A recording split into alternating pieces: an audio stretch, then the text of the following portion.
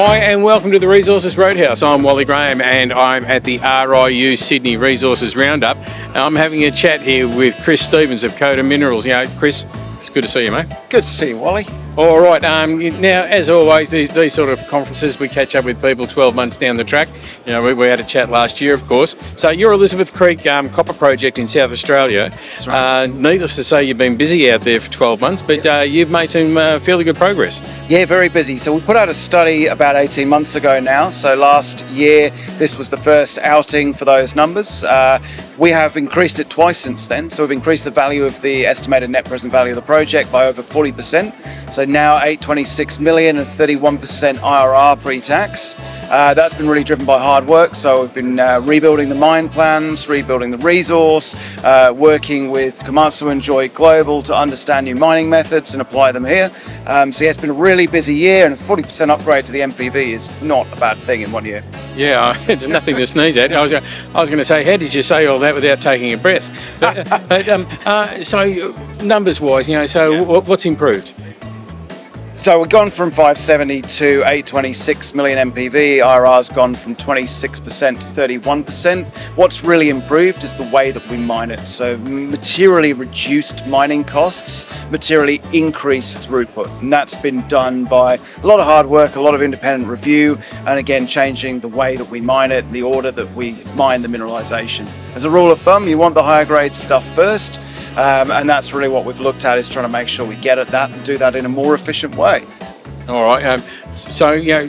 Remember who you're talking to here. Yep. So just explain that a little bit further. So does that mean you've developed a way of, we're going to get more ore than waste?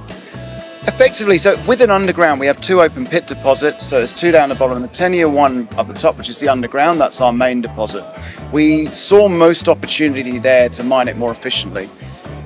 As Gerald Whittle would say, the only reason you don't mine it all tomorrow is that, and you have a mine life, is that there are constraints on that. So obviously the constraints are how fast you can get mineralization out, of the type of machines you use. And so what we're really focused on is getting the higher grade stuff first, that makes most money, and doing it in the most efficient and most low cost way possible.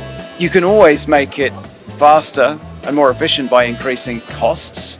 But rather than do that, what we've done is actually reduce costs without increasing the capital requirements. And that's where it gets challenging. And does that in turn then produce a better product? It doesn't change the product. There are some minor differences, but ultimately what it does is it gets the best product fastest. So the faster you get that mineralization into your processing plant, the better the value of the project will be, and that's what we've been working on, is those studies. Next thing for us, we'll be looking at the processing plant and looking at getting more of that copper out, so increasing the percentages as well. All right, so in the last 12 months, the copper price behaved itself, and is it going to continue to do so? Oh, hasn't it just? I mean, it really has behaved itself, and the way I look at it is that we were sitting at about $8,200 per tonne US copper a year ago. That went through our assumptions used in our study, which was just 8,800, sitting at 9,700 this morning. So a huge increase in the copper price, a nearly $1,000 per tonne higher spot price than what the assumptions we used in our study. To my mind, what really matters is we're still in some reasonably challenging economic times. You're seeing inflation in the world not fully under control. China hasn't been putting massive stimulus into the economy, and we're already at $9,700 copper. What this means to me is that, that's more of a supply side thing. What this means to me is really that there's a huge amount of gas left in the tank with copper, and I think we are likely to see much higher prices for much longer as well, especially if economic conditions improve.